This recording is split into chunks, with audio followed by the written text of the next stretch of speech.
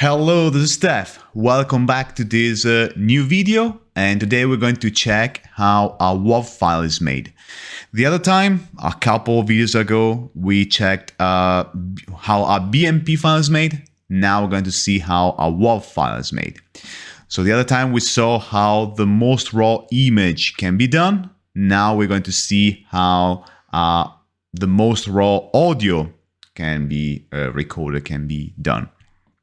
So let's dive into it. We're going to see the file structure, and we're going also to build a parser for audio files. So we're going to see this in Python. So for the moment, thank you very much for your appreciation. I reached the threshold of 1,000 subscribers. Yeah! So can be considered a YouTuber now. Well, too pretentious to say I'm a YouTuber, but thank you very much for your sustainment. Thank you very much for your support. And if you didn't do it, please like, share, and subscribe, and hit the notification bell to get notified about the next video I'll be releasing. And for the moment, Windows behind, but it can be done also on Linux, so no difference. Let's get started.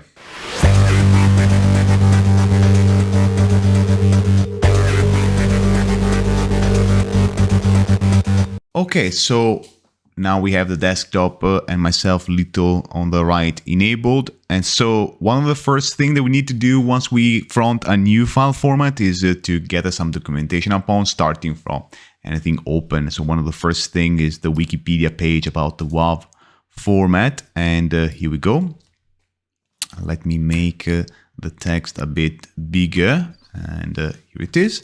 So Wikipedia says that waveform audio file format, so WAV, due to the file extension, is let's say an application, an implementation of the RIFF format.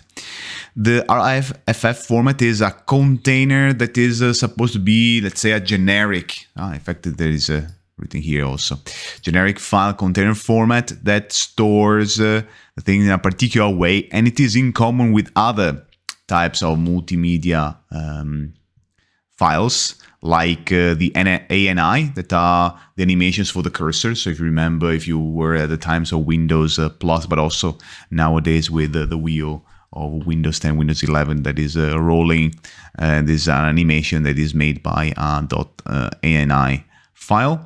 Or if you would like, there's the AVI. The AVI is, let's say, the classic video format. So this is a container, so a wrapper with which you wrap around the multimedia stream that you want to put inside. And the WAV is a particular type. The RIFF is also used by the WebP, that is the file format invented by Google in 2010 and uses RIFF as a container. So we have something in common with something more modern. So we always have the thought that the WAV is something belonging to the past. In fact, the initial release is about 32 years ago. So it is more or less as old as myself. And so we have always the idea that it is old. But so this is something that as format is carried on for the present and I don't know, for the future. It also says that it can contain also compressed audio, but in most of the times, so once we associate WAV, we associate also with uncompressed audio. And usually the most common is a storage of 2-channel LPCM. So it is linear postcode modulation in 44.100 kilohertz with 16 bits per sample. So this is usually the default. Then you can make it a bit more extensible. So another resource that might be useful is the audio file format specifications. And here we have down below the WAV file format, where you have in the beginning, at the very beginning, RIFF as chunk ID. Then you have the chunk size, that is 4 plus n. Why? Because we include also the header in the counting. Then we got the wave ID, wave, so this is always fixed as wave. And you have the number of wave chunks containing format information and sample data after it. Then you have the FMT chunk. So the FMT chunk contains, this chunk with the header FMT. This is a 4 bytes, so FMT space, so not 3 but 4. Then you have an indication about the chunk size. It can be 16, 18, or 40. Then format code, it is explained later. And here we have either PCM, that is the one that is used most often, got to say. Then IEEE floating point. Then ALO and MULO. These are two ways, so-called, of compending. What is the compending? Compending is the portmanteau of compression and expansion. So compressing and expanding, compending. That is meant to be used when you have means, like, for example, the telephone that has a very low range, so a low dynamic range, and you want to compress in order to have a signal that is supposed to be for a high dynamic range into something low dynamic range. So there is this compression and expansion. Then you have wave format extensible, determined by subformat, but it's something that is a bit too advanced. So what we're going to use is the PCM most of the times, I got to say. Then we were here, the number of channels, so the number of interleaved channels, if it is stereo, mono, etc., dedicated with 2 bytes. Sampling rate, so how many blocks per second do we have, how many samples for each second. And then the data rate, so how many bytes per second, so we can say, are available. And the data block size, so every sample, how big it is. So they seem redundant, but we have everything available, maybe for not spending so much time for the calculations later. Then we have the bits per sample and the size of the extension. So in this case, something that is not used. Number of valid bits and the speaker position mask. This is something that is not used as well.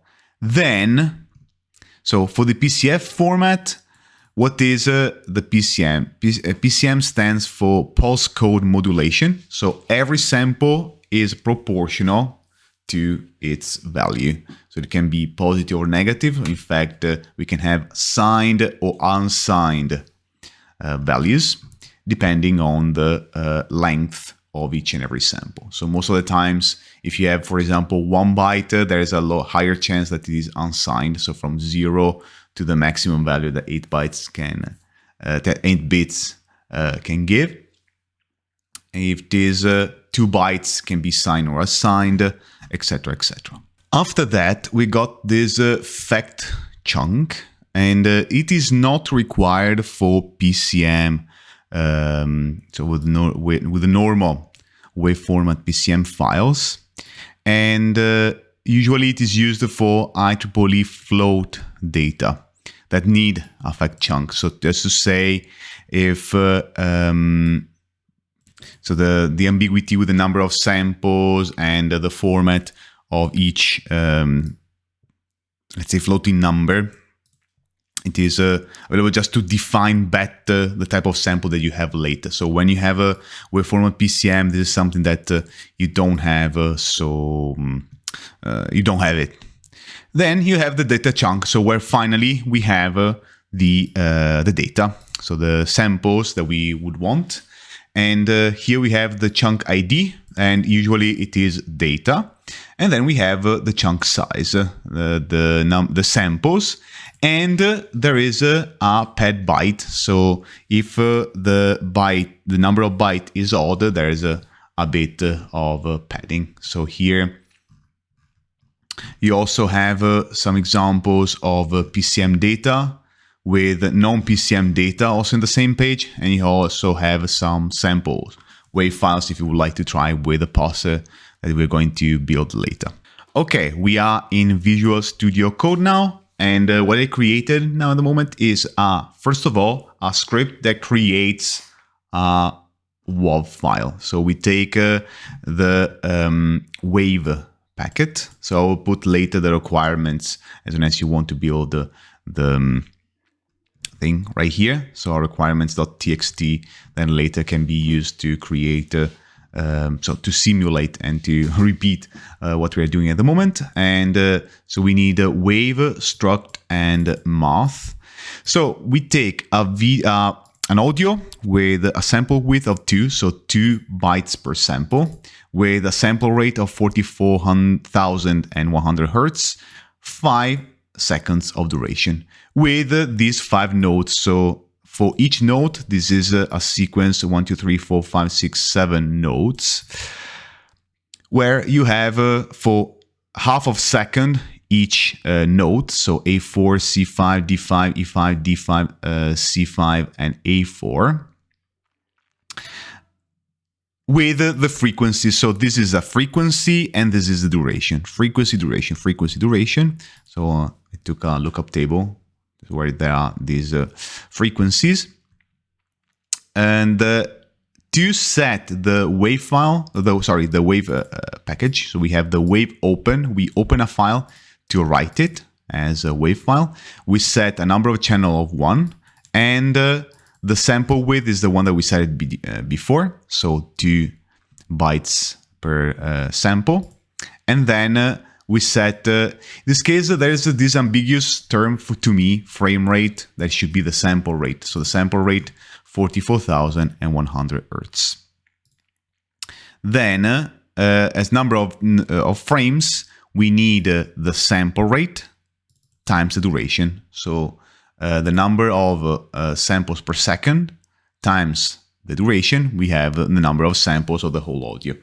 And then we are going to get the sample rate by times the amplitude to get the number of notes, of frames per every note. And then we're going to get the frames in this range, that is the number of note frames. That takes the time. So the time is the number of frames divided by the sample rate. And then we give an amplitude. This is the maximum that you can get with 2 bytes. That's the reason. The maximum amplitude you can get with 2 bytes, because with 2 bytes you can get 65,535. This is divided by 2. And we take the sine. So this is a sine wave of multiple frequency, one packed after the other. And then we packed everything together with the writing of the frames in the end. And then we created a WAV file. So in this case, we created the audio file. You have the output right here, and we can play it. Okay, so this is the file we're going to take to analysis, and let's go. Okay, now this time for the analysis, differently from the other time from the BMP, the BMP was, there was the script with all the output. In this case, so I found better to use the notebook. And here, first of all, we import the necessary packages. So here we have, first of all, this is to manage the files. You will see later that, so for me, it's comfortable that when I have to analyze a file, I will have a dialog that comes up. I will select the file, and then after, all the processing will be done. And I use pathlib to manage the file better. So we saw this thing before, so nothing new for if you followed my previous videos. And we have also the libraries to plot later. So I would like to plot the waves. So this is something that we do in a second moment. And this is to open the file for the audio to play it. I use a scipy.io.wav file. I can use also the wave, the one that we used before, but it's a bit too complicated. So I use this. This is just to see how the audio looks like. And then I use tabulate to display the data a bit better. And then there's IPython display. This is just to see the data better later. So we run this to have the libraries imported. And then I run this that makes me import the audio. So in the audio, I have the output as I have before, and then the hello. This is an audio that we are going to see later. This is me saying something. And let's take the output. And here, I would like to play the audio. Just to make sure that it is the right audio we're going to take a look at. And then I made a function in which I respect the specification that we saw in the page. So I may put a link right here. So let me put it immediately. Okay, so here we have the reference right here. And from this reference, we get the values. So here we use the function reader with the number of bytes that we need. In fact, we open with this function parsewave the file using the RB. So here we can read in bytes, not in terms of characters. And some of them are read as text. Some of them are meaningful to read as text. And some of them are read as numbers. So here we have for example, RIFF, it is RIFF in hexadecimal. And the second one, RIF chunk size, this is 308,736, but this has to be read in Little Endian. What does it mean, Little Endian? We don't have to read it from left to right, but in portions of 4 bytes, 32 bits, we need to read it from right to left. So then we pass to the next 32 bits and we read from right to left, etc., etc. So in this case, the value, if we take the calculator, we have in hexadecimal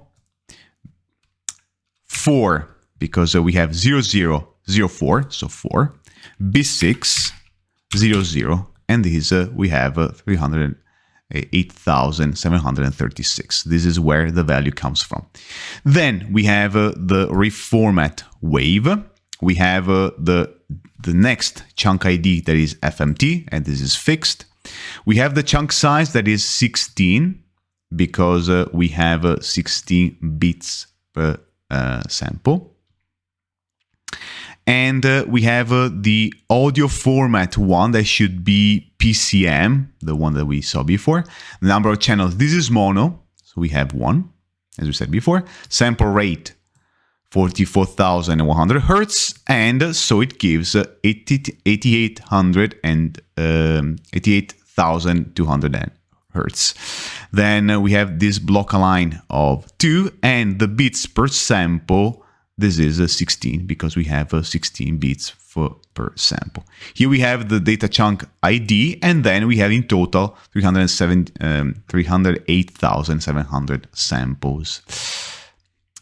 Here we have also the audio waveform. Here we don't see anything, but if we restrict this to the values, to the restricted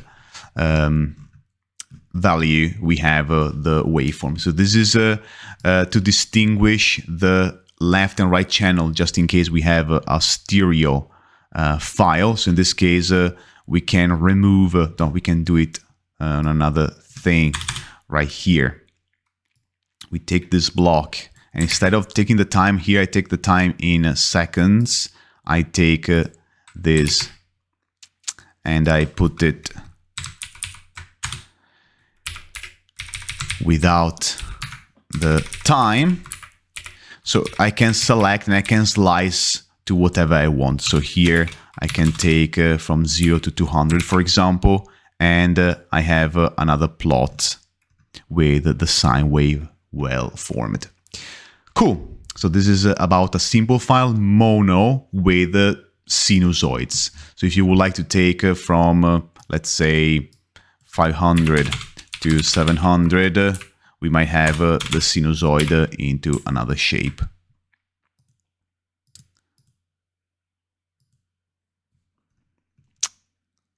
Maybe let's take another later. And from 10,000 to 10,200. And it depends on where you take it. You will see this that has different frequencies. Cool. Okay, so here we start again with the new file. And here I'm going to take the new file that is hello.wave, where there is me saying something. And this is hello, this is Steph. This is the audio that we're going to take in consideration. Then here we run the function again, and here we see something slightly different. So here we see that the number of samples is different. So 554,140 of chunk size, and this gives 554,104 as a data chunk size. As data, so you see that the text is always the same because the chunk IDs are always the same. Then we have the chunk size still as 16, audio format PCM, and number of channels. In this case, we have 2. This is a stereo, still at 44,100 hertz, and the byte rate is given by 44,100 hertz multiplied by the number of channels multiplied by the number of so the format chunk size, because every sample is 16 bits. Then, since we have bits per sample, we have 32. And in the end, we have the plotting of the data. So we have 2 different plots for the left and the right channel. When you have a wave file, we have the left channel, that is the 0 channel. The first channel is usually related to the left channel, and the second is related to the right channel. And this is the output. And since I recorded with a microphone that is frontal, this should be pretty much identical. Cool. Well, just a bit of clarification. What is the difference? Because maybe what I was explaining before, this is not clear. So this is a 16 and this is a 32. So the bits per sample is how many bits do we dedicate for each sample. We have 2 channels. So every sample in every channel is 16 bits. So 2 bytes per sample per channel. We have 2 channels, so this is 32. So just to clarify this thing. Okay, so we finished with the parsing of a couple of audio files, and I hope you enjoyed it. I don't know if you like it. In case, please like, share, and subscribe, and hit the notification bell to get notified about the next videos I'll be releasing. I hope you like. I would like to get this roster of many different formats, multimedia formats. This is about an audio format. It's quite simple. And if you have any questions, please comment, send me a message. And for the moment, I will greet you. Thank you very much. Happy New Year. And see you next time with another video dealing with multimedia, but also much, much, much more. Ciao. Ciao.